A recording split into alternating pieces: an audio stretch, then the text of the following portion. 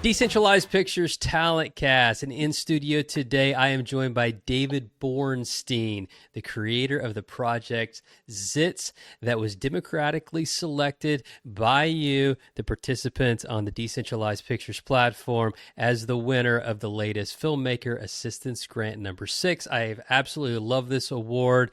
Receive some money to do with whatever you choose. It could be to pay your rent, go on a vacation, but at the end of the day, we hope that we use it for why we're all here, and that's to put towards your art. And based on your description, David, on the platform, it sounds like there's still some post-production work on this project, so I think it's going to be put to good use, and we'll dive into that. So first of all, David, welcome to the Talent Cast.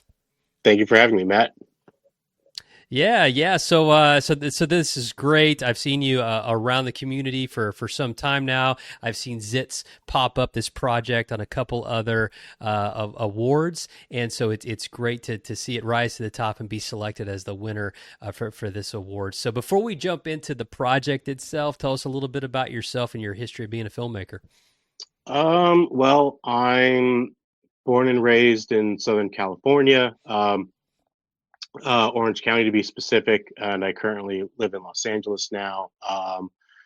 I, went to two film schools. I went to Saddleback College in Mission Viejo, and then I transferred to University of Arizona. So Tucson was my home for about 3 years after that. Yeah, I came back. I did some menial work while I was trying to get my foot in the door to have a day job in the industry, which I do. I have since managed to do what I love steadily for about almost 10 years now. So grateful for that. And parallel to that, in my last year or so at film school, I started to figure out how to make, shorts on my own, not really as a part of anything in film school. I just went out and tried to make something for myself. And I think two shorts later after I graduated, this short film I made called A King's Betrayal, did a pretty good run on the festival circuit and still kind of floats around in the world to this day. And that got me, it was my first taste of, the reaping the rewards, I guess. And yeah, I've been hooked since then. I've made two other shorts since then, and as we are here to discuss, I am currently in post-production on my latest one at the moment. But that's it in a very simple nutshell. I love it. Well, that's awesome. Obviously, you hail from an area that's known for the filmmaking business, and a lot of creative works happening in Orange County and greater Los Angeles area. So, and I love hearing that you're able to do what you love. That there's some sustainability there, that there's a lot to be said for that, to be able to, and we'd like to think that Decentralized Pictures, we're trying to push that mission, that objective for more people to be able to do what they love for a living. So great to hear that. All right, so tell us a little bit about. I always like to hear the origin stories of people discovering Decentralized Pictures. I feel like still at times that we're still the best kept secret that's out there in the filmmaking business. The word is slowly, organically getting out, and we like to see more and more people join the platform. But still, there's a lot of people that have not discovered DCP, and I think it's only a matter of time before we're no longer the best kept secret. So tell us about your journey in discovering Decentralized Pictures and choosing to participate on the platform. Oh gosh. Well, it's hard for me to remember exactly what brought me to you guys, but I can sort of sum it up generally speaking. I want to say it makes sense to me that this probably would have been 3 years ago. And I can tell you basically that I was in a place where would have been when we were in the early pre-production phase of Zits. I think I was in a situation where I a promise was made to me that I slowly began to realize wasn't going to be kept. And so, as someone in my position would do, I think I just started to look for avenues to, anything that would remotely have a chance of supporting a short film production like mine. And I think, at a certain point, you Google and you Bing or whatever, you search for these grant opportunities, funding opportunities for shorts, and these are so limited that at a certain point you do hit the end of that, you know, those search results. Um, and I can't for the life of me remember what my exact path was to finding you guys, but I do know that what stood out to me is it's interesting because my short film A King's Betrayal has a little bit of a history with Roman Coppola. We were actually a top 5 finalist in the Francis Ford Coppola short film competition the year Roman was judging it. So that's Wow. what stood out to me as, okay, this seems pretty cool. This seems pretty legitimate. Yeah. It's interesting, and why not give it a shot? And I think I really had to. I can't remember exactly how many it's been that I've really like tried my hand at this, because I think like this thing really like just kept like, as I had like nothing attached to this project at the time, like eventually like it just kind of grew on its own as I was sort of figuring things out outside of this. And so like as things became more fleshed out, so did my uh attempts at entering these grant rounds, uh until like eventually I finally have a sort of fleshed out project where I can kind of present that a lot more easily.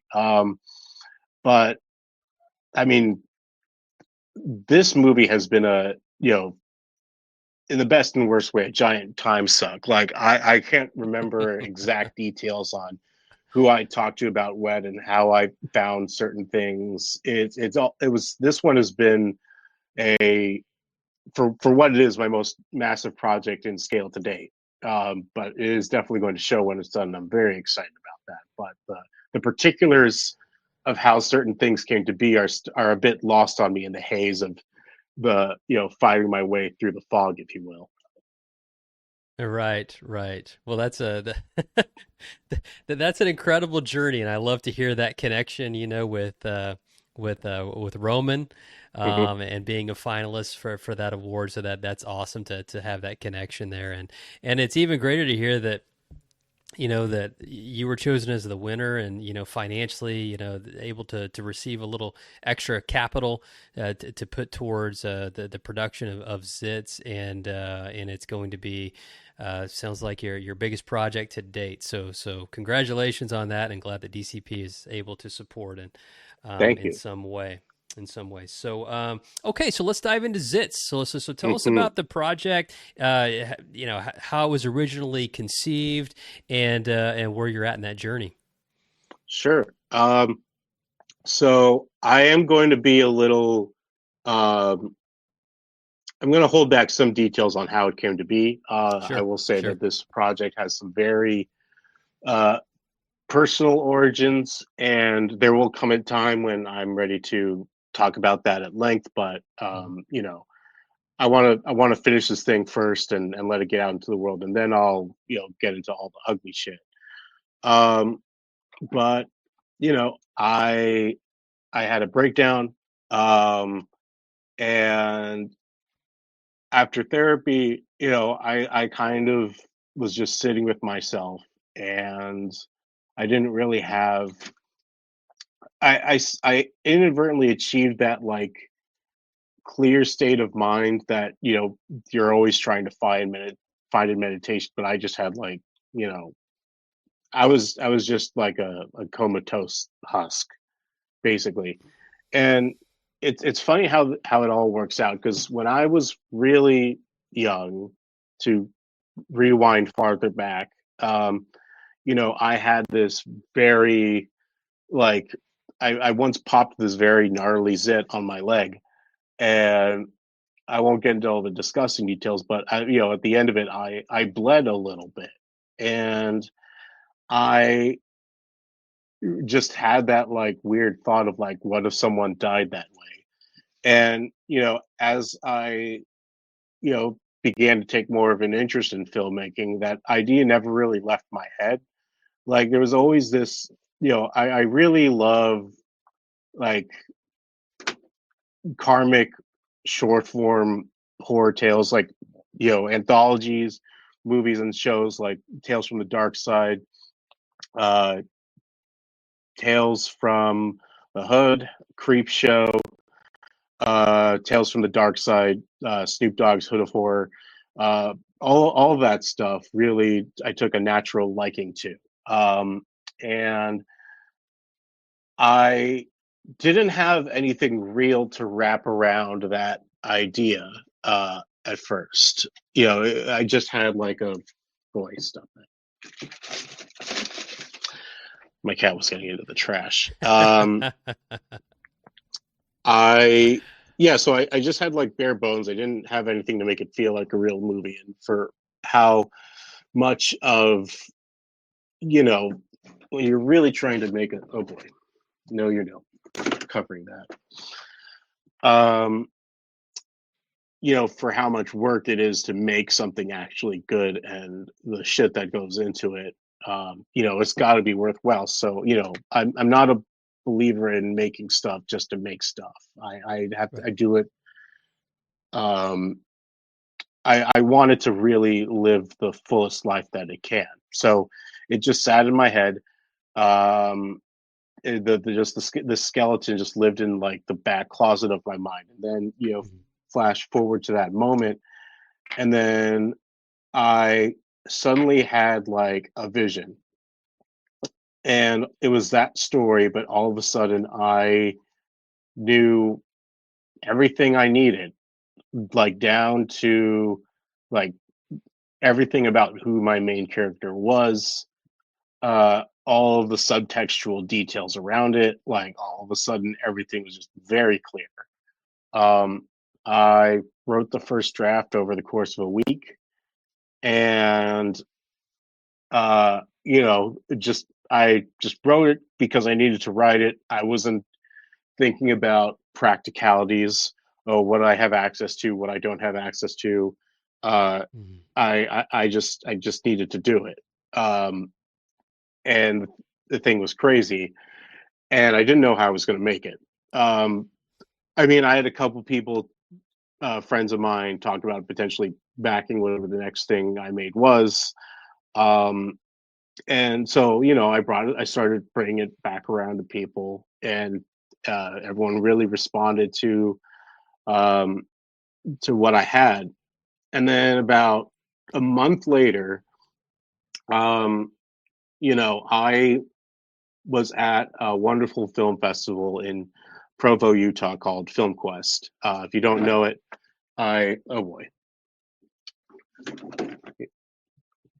boy. See, this is what happens.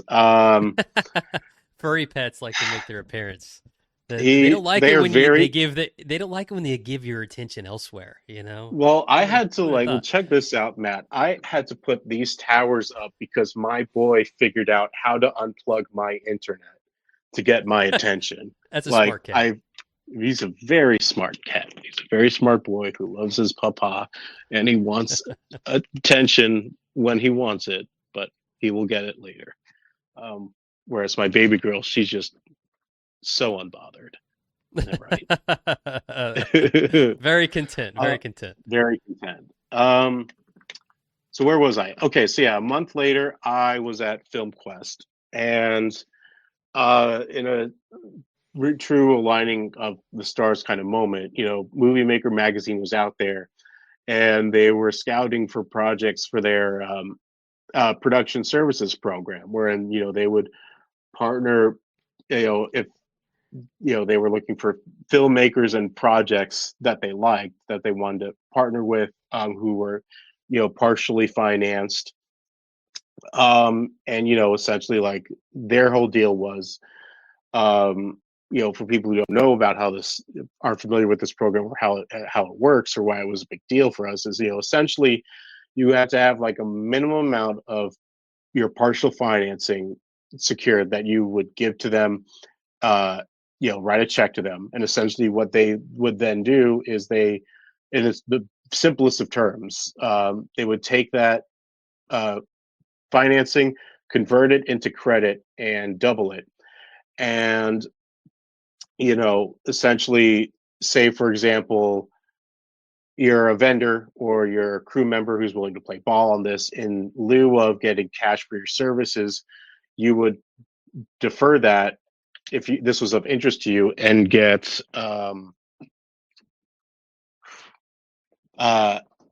testing me. You would get that in marketing and advertising through Movie Maker's various platforms: print, digital, social media, depending on how much, relative to the value amount it is. Mm-hmm. And also that partnership comes with marketing built in. So, I'm out there, and, I'm well aware of Movie Maker because all of my previous film festival research has been through their annual lists. And I just thought to myself, I don't get these things, but what the hell? They're here, I'm here. I kind of have a project that seems to meet the threshold of what they're looking for. YOLO, why not? Why not just do it to do it, even though I know I'm not going to get it? And it, I sat down with Deirdre and Tim, and we had a very lovely conversation. We hit it off very, organically. And I sent them the script, I sent them the top sheet, I sent them the short I'd done prior to that on Holy Moly. And, about a couple months later, after hashing out contract language, we were officially partnered. And, it's been a whole ride along the way since then. Not the Movie Maker side of it. They've been nothing but a blessing to work with. Just other aspects of production outside of that, it's certainly been one of those rocky ones. But we've as of early last year, we wrapped principal photography, and post is grinding out. But we have a film that is coming together very beautifully, and I'm very excited to put this thing out into the world when it's done. Nice. Yeah. And so how will the money that's received on this award, so $1,500 coming your way, is that going to be put directly towards post-production activities? Yes, either animation or VFX, or maybe split between both. That's what it is going to be used towards next. Awesome. Well, congrats, just getting it to this point. I know it's a journey. It's been a heck of a lot of work just to get to this point. So congratulations to you and your team. Okay, so one more question for you, and then we'll wrap things up. So it's really around perseverance, and and I think this is a very important aspect, especially in this career field of being a filmmaker. It is not the easiest profession to go into. For every yes that you receive, you're going to receive probably a lot of no's in your journey. So talk to us about, even on the Decentralized Pictures platform. I know that you've submitted to a couple other awards. Okay, you didn't disappear. You didn't leave. You stayed at it. And here we are today. You're I forget how many submissions, but it was a good amount that were submitted. It was in the high 20s, I believe. Is like it 28 Jesus to 29, Christ. Something like that. So I mean, there's some quality projects in there, and yours was democratically selected by the community as the most deserving. But this didn't happen right out of the gate. It took a few tries. So talk to us about, and this is kind of a message for other filmmakers on, the importance of perseverance in this journey of being an independent filmmaker. Well, largely I would say I've been very perseverant in this because in my situation, I kind of didn't really have a choice. Perseverance is what kept this film alive. Mm-hmm. I really had to uh, fight, skin of my fingernails kind of shit to really keep this thing together and keep it going. You know, if things fell apart, I didn't know if this would ever get back up and going again. Mm-hmm. And again, this is again very person. This film in particular is very personal to me. So it was all the more motivating for me to really just keep chiseling. Um, I, I think that in the beginning of me attempting things, entering various competitions on decentralized, I was just figuring out the how it worked. Trying to find a strategy to it. Mm-hmm. Um, I think honestly, it's funny because I think this victory was probably my most mellow attempt. I think by and large, this really was the community really decided. I didn't Mm-hmm. even really put this out there like that. Uh, I'm kind of in a more zen place with the project right now. So I just decided, I'm going to enter it, and maybe I'll tell a couple people in my circle about it, but other than that, I'm just I'm not going to push it like that. And the community decided this was going to be the time that this wins. Um, I you know I think the very first one I entered, I remember was the Roman Coppola That Film I Made award, Yep. and that was easier. I had I just put in anything within that time window that I think you know made it made the work eligible for that uh, competition. And then from there, it was like we were still in the early stages of it, so I didn't really have much to present. So you know, it was more just like, well, now that we're at this point, I have a bit more to show for it, so I'll just keep adding stuff as we went along. And now that we've been in post, I have more sites to show, if you will. So um, it's I just kind of took it, one day at a time, Yep. uh, and it's been. I mean, the whole process of making this film has been learning a lot of lessons, and this is, uh, you know, the lesson of this for me has been like sometimes you just let things go and they will work out how they're supposed to work out. And yeah, I love I that. I kind of lost my train of thought there No, I a little love bit. that. No, Hmm. that's great, and I love how you ended it there with with never stop learning. Hmm. No matter the profession, especially in filmmaking, never stop learning, never stop growing. Be open to feedback that's received on the Decentralized Pictures platform. That there's some great experienced filmmakers, and take that feedback in and continue to grow and mature your craft. So great advice for sure. Awesome. Well, David, thanks so much for being on the DCP Talent Cast. Really, really great to have you here, and congratulations on winning this award. Thank you. And can't wait to see the final product of Zits. So for those that are just discovering Decentralized Pictures, I always do this with every podcast. Check us out, decentralized.pictures. If you're a filmmaker, we've got a couple live awards out there on the platform right now. One is the Base Creators Award, and then also another award, a micro short award as well. So if you qualify, check out the eligibility criteria for both those awards and submit, and then let the community decide who is most deserving of those awards. So thanks again, David. Really appreciate you being here, and all the best to you and your team. Thank you so much, Matt. Thanks again for everything. You bet. See ya.